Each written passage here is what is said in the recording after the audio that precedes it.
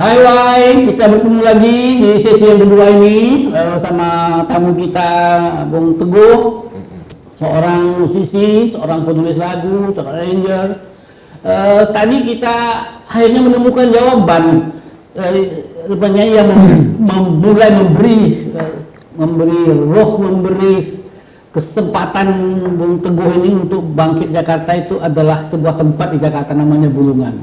Bulungan inilah sebenarnya Bulungan ini basisnya teater, tapi di situ juga ada musisi-musisi. Nah, ada seorang musisi di sana namanya Bung Baren atau siapa namanya? Anto Baren. Kemudian di situ ada para seniman lain. Nah, itu dari Bulungan inilah kemudian baru Bung Teguh ini menjadi dari perjalanan dari Bulungan ke katakanlah bukan ke Pangkuan, ke Bunga Citra Lestari itu bagaimana ceritanya dari Bulungan sampai ketemu Papan Atta, ada Ari Lasso, ada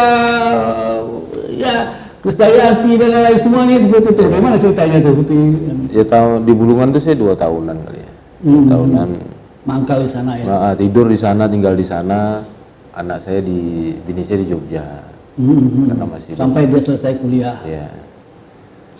Tidurlah di Bulungan tuh, di gelanggang itu dengan endorse-nya autan kan, banyak nyamuknya. Sudah ada autan waktu itu atau belum? Udah. Jadi jam-jam 1 itu kita tidur di musola. Nanti jam 4 ngeroma sholat tuh. Nah, kita pindah ke gelanggang, nanti pagi pindah lagi musola. Oh my God. Pokoknya di motel tuh lah, musola hotel tuh lah kan. Pas itu 2 tahun, terus saya jadi rodis, jadi kru karena saya harus belajar musik tapi tidak mengeluarkan biaya tuh bagaimana caranya dan menghasilkan uang. Akhirnya dapatlah saya jadi kru, jadi rodis, jadi teknisi di sebuah band. Pertama itu Dr. PM. Melanjut ke ada band. Itu jadi saya jadi rodis, saya menyiapkan persiapan untuk artis, untuk artis itu main. Ya. Nah, dengan itulah saya jadi tahu bisa pakai gitar, bisa pakai ampli yang mahal-mahal itu saya bisa tahu. Kalau enggak itu kita nggak tahu kan, mau beli kita nggak mampu. Dari situ rodis selama sekitar 1 atau 2 tahun, saya bikin band Tiket, Opet aja, bikin band ya, ayo. Sama teman-teman di sana itu. Cari personil, Tiket tuh mulus jalan ya, 4 bulan bikin demo, langsung keterima di label. Begitu rilis pun di pasar juga langsung diterima. Dari band Tiket ya. Waduh ini jadi. Nama Tiket siapa yang beli? Hah? Nama Tiket itu siapa yang beli? Si Opet. Nah, Opet tuh kawan saya sekolah anak Pinang juga. Dialah yang karena dia lebih dulu di posisi artis, jadi lebih paham situasinya. Saya belajar sama dia juga gitu kan. Tiket tuh wah ini jadi artis juga awak nih kan sih kan. Akhirnya jadi artis juga nih awak bilang kan. Jadi artis, kita tour segala macam, bikin lagu. Tapi di album kedua tuh saya mulai jenuh gitu. Ternyata yang saya cari bukan ini gitu. Kok ini isinya diundang check in, check sound, check out, balik rumah. Itu aja tour kita kemana-mana. Ini bukan proses kesenimanan, saya bilang itu ini proses. Tak ada sentuhan musik langsung. Tak ada seninya sama sekali gitu. Malah persoalan aja isinya. Soal perempuan lah, gitu-gitu kan. Akhirnya saya putuskan keluar. Orang kaget semua ya. Orang semua pingin seperti itu di Jakarta, sementara saya keluar. Itu yang orang-orang terpukul juga kan. Opet dan nahan saya jangan, wah nanti kok hidupku susah nanti. Tapi saya ini memang kepala. Tapi waktu di anu itu hidup lumayan lah, bisa hidup lah di Jakarta. Tapi tidak berkembang jiwa itu. Ternyata yang saya cari bukan itu. Yang saya cari dari tahun 90 pingin jadi gitaris, anak band itu. Bukan uangnya, bukan itu ya, tapi apa sih sebenarnya aku cari kan gitu kira. Nah, keluar tuh yang keluar. Saya pas mau keluar tuh saya masih di endorse sama satu produk gitar sama produk alat, saya di endorse, di kontrak gitu. Produk besar juga, 3 tahun, jadi kemana-mana harus klinik, belajarin gitar, mamerin produk ini, masih hidup lah keluar dari Tiket. Akhirnya putus kontrak juga, alat saya jual semua habis lah, nggak punya apa-apa kan. Pas untuk keluar dari Tiket ya. Tahu Opik tuh nelpon, Opik kawan saya, Opik tuh selama zaman susah, zaman saya belum di band juga Tiket, belum band, kita satu-satu di terminal, di Bulungan sama dia. Opik masih gondrong yang Opik Nasid itu kan. Iya, Nasid ya. Terus sama saya, kita bikin satu komunitas sama dia. Cuman memang dari dulu dia lebih islami karena dia memang punya basic itu dari dulu kan. Udah lu udah keluar, udah yuk bikin band, ayo bikin band sama dia. Siapa produser? Pai, kata dia, ayolah. Nah dari situ itu bermula semua. Ternyata Bian sama Opik itu nggak ada jodohnya, nggak label nggak ada yang mau. Oh waktu itu ya, masa musik Islami itu masih belum ada. Dia belum Islami, masih rock sama saya. Juga, masih rock, nggak keterima. Akhirnya produser nawarin Opik, udah lu bikin religi aja. Gimana kalau gue bikin religi nanti bandnya bubar, kata dia. Oh nggak masalah, lambung aja pikir, aku bilang itu. Pikir lambung biar anak-anak kita aja. Akhirnya dia putuskan kan, begitu masuk di bikin religi tuh gak lama dia melejit kan. Gak lama melejit, saya masuk ke Pai, jadi asisten Pai, bikin lagu, bikin ini, belajar sama dia. Akhirnya bikin lagu untuk Ari Lasso. Lagu pertama udah banyak om. Tapi bikin lagu untuk Ari Lasso itu pada waktu di Pai itu? Di Pai. Jadi saya disitulah proses belajar dunia arranger, dunia songwriter, dunia audio tuh. Di situ saya belajar ternyata. Pai, saya konsultasi dengan dia. Kondisi gimana kata Pai? Kondisi gini Wak. Ya kalau lu pecahkan aja, musisi itu gimana sih cari duitnya, dia bilang. Gitaris ini, dia pokoknya Pak itu udah mana ya, guru saya, bapak saya, abang saya dia tuh ya. Dari dia tuh lah ilmu banyak. Pak yang ngajarin saya langsung gitu, kayak komputer apa gitu ya. Ya akhirnya bikin lagu sampai banyak gitu, nggak keterima. Lagu keberapa tuh baru Ari Lasso tuh lagu yang keberapa tuh ya, lagu pertama keterima tuh di Sony lah, lagu Baim. Nah lagu Lirih itu masuk di Ari Lasso, masuk di Aquarius lagu Lirih itu, Aquarius langsung tarik saya, udah saya kontrak eksklusif gitu. Dilihat lagu Ari Lasso itu langsung di kontrak eksklusif sampai sekarang.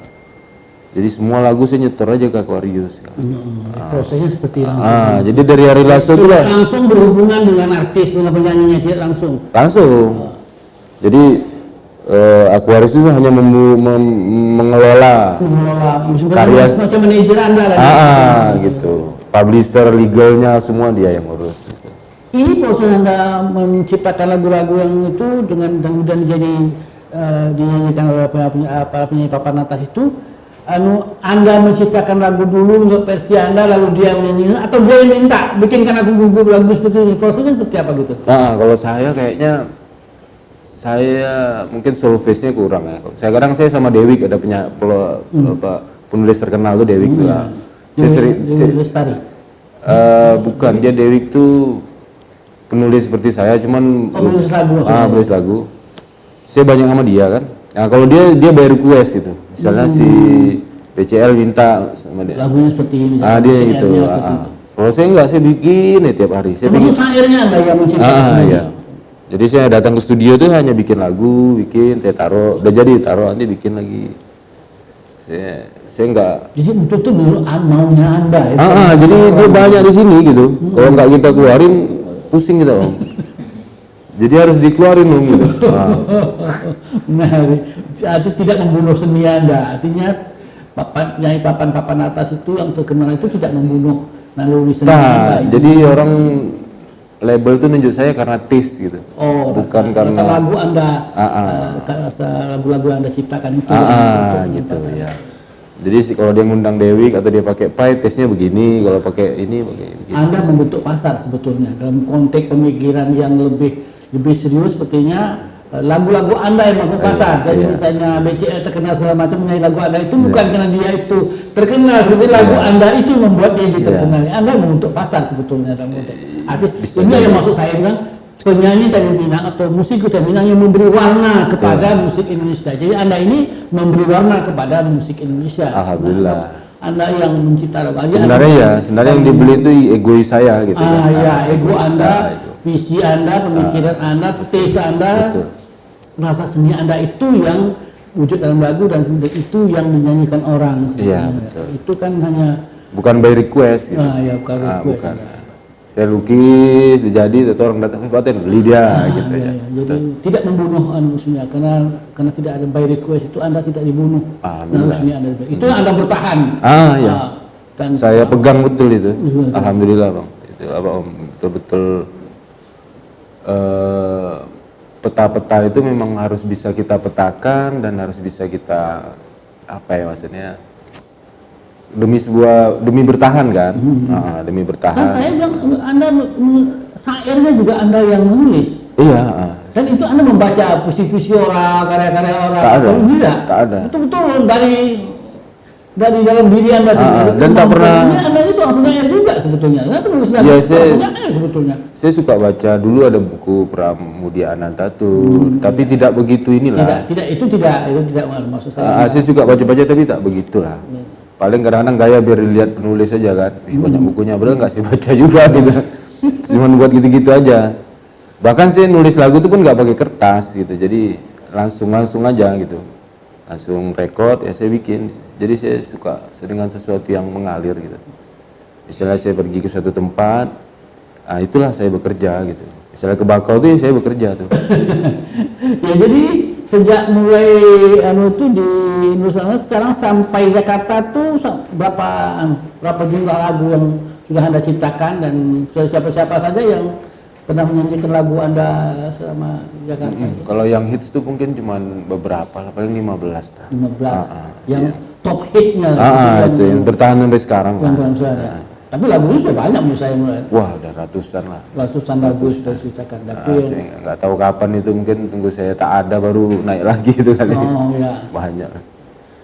Itu ketemu sama seperti tadi itu orang itu melalui agen Anda yang menemukan misalnya Bunga Citra Lestari itu tidak langsung berhubungan dengan Anda, kan langsung pada lagu Anda sudah langsung Anda produksi dan orang yang mengambil lagu seperti itu. Iya, kan saya dikontrak eksklusif sama Aquarius. Jadi Aquarius yang bertanggung jawab terhadap manajerial, hukum. Jadi misalnya gue tolong lagu ini dong buat siapa kemarin ya, ada artis baru juga si BCL udah gini-gini, mereka dah. Misalnya sekarang nih lagi ada kasus sama sebuah aplikasi nih lagu saya, lagi disomasi gitu kan, karena aplikasi sekarang pakai audio tapi secara undang-undang hukum kita masalah juga gitu. Jadi dengan adanya aplikasi, begitu audio masuk di aplikasi itu kayaknya negara ini harus bikin undang-undang yang lebih pasti, yang lebih mendekati perkembangan musik itu. Jadi tidak merugikan si pencipta, penulis nih gitu. Kayak saya dirugikan sekali sebenarnya. Itu satu kasus. Udah banyak ini, baru satu yang selesai, itu ada 3 lagi aplikasi yang belum menyelesaikan itu. Lagu-lagu Anda itu. Itu kondisi sekarang lah Om. Itu produsernya atau penyanyinya yang aplikasi? Aplikasinya. Aplikasi karaoke kayak apalah tuh yang ada sering sekarang kan. Lagu Anda yang sudah jadi dijadikan karaoke. Gitu. Karena dijadiin bumper untuk promonya dia, branding produk dia. Persoalannya branding semua rata-rata. Dia pakai branding. Misalnya kan kalau branding di TV pakai misalnya produk A. Lagu apa misalnya? Lagu kecewa. Kecewa itu. Kecewa itu nyanyi kan BCL dia. Itu di branding sama satu produk di stasiun TV. Nilainya itu kan 1 bulan itu misalnya kontrak 60 juta. Dia kontrak sebulan, misalnya pakai 3 bulan gitu. Dia bebas pakai. Itu dia belum selesaikan selama 6 bulan, 2 bulan. Kadang ada yang pakai nggak ngobrol gitu. Tahu-tahu nanti tahunya dari itu ada kemarin. Nah, itu yang sekarang terjadi sekarang. Jadi ya alhamdulillah juga, saya dengarnya udah senang juga, berarti tinggal nunggu cair aja nih kan. Sekarang masih ngawang-ngawang. Ada 2 senangnya, pertama menjadi sebuah pendapatan yang baru, yang kedua artinya lagu Anda itu diterima pasar, alhamdulillah. Anda itu menjadi model yang bagus, jadi bisa menggerakkan, karena tidak semua lagu bisa menggerakkan pasar, karena harus ada tes-tes tertentu. Anda ini beruntung. Alhamdulillah. Lagu Anda bisa masuk pasar. Iya, kemarin lagu. Saya lagi. Bung Teguh ini seorang yang membentuk pasar, mempengaruhi pasar, memberi warna musik Indonesia dengan pemahaman Anda. Karena keteguhan Anda sebagai seorang musisi, seorang penulis lagu itu menyebabkan warna musik Indonesia ada rasa lain, ada rasa Tanjung Pinangnya, ada rasa Teguhnya, ada rasa Melayunya, ada rasa Melayunya mungkin. tak bicara tentang musiknya, tapi proses Anda menjadinya itu sungguh menarik, sesuatu yang bukan hanya sekedar seperti itu. Oke, baik, kita break dulu, kita masuk highway, kita ketemu lagi pada sesi yang ketiga dengan Bung Teguh dengan perbincangan yang lain selanjutnya.